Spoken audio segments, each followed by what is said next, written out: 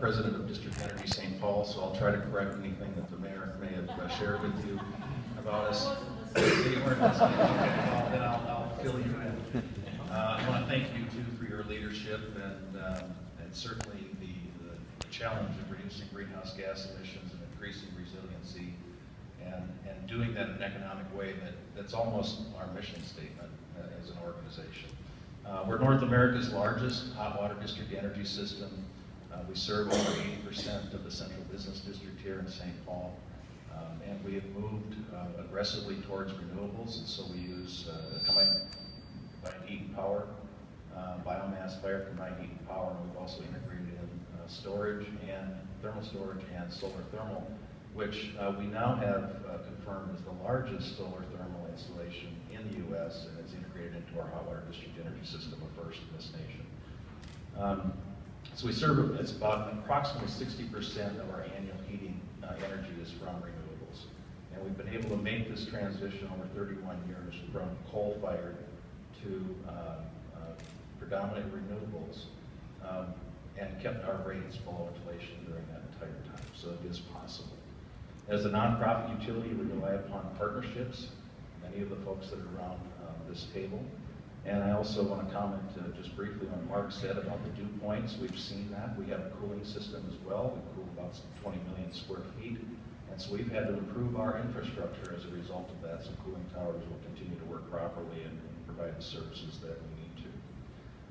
As North America's leading community energy system, we receive visitors from around the globe, hundreds of visitors every year that come to learn from us and learn from what we've done in St. Paul and take them back to the other communities. And we have a company, Evergreen Energy, that we work with those communities then to help them move forward with their community energy systems. How can they become more resilient? How can they cut their carbon emissions? How can they improve their efficiency and provide an economic benefit? Communities that might be of interest to you are recent ones we worked with. We're working with Arlington County and Crystal City and Pentagon City on how they can implement district heating and cooling there, combined heat and power. We've worked with Montpelier and Burlington in Vermont.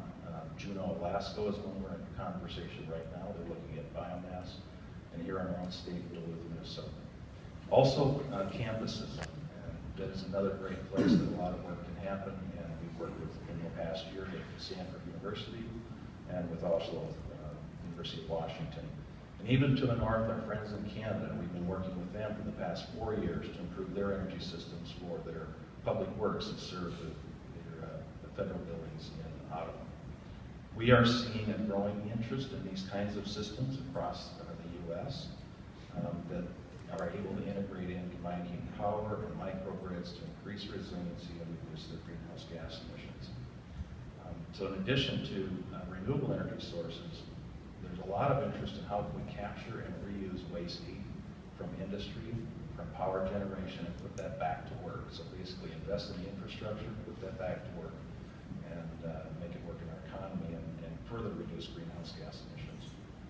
And then the last comment I wanted to make is there's a lot of opportunities to further this kind of infrastructure, particularly in the urban areas where you're putting in transit systems, where you're renewing the infrastructure, be it water or sewer, and we're seeing that happen too, particularly as you're seeing communities have to do that because of the age of the infrastructure, but also because of the effects of climate change, and also with the cleanup and revitalization of urban brownfields, which are basically then blank slates that you can think about the energy systems and infrastructure that you put in for the 21st century. I think that's a great opportunity to be rethinking energy infrastructure as well. So I want to thank you for your leadership and appreciate the opportunity.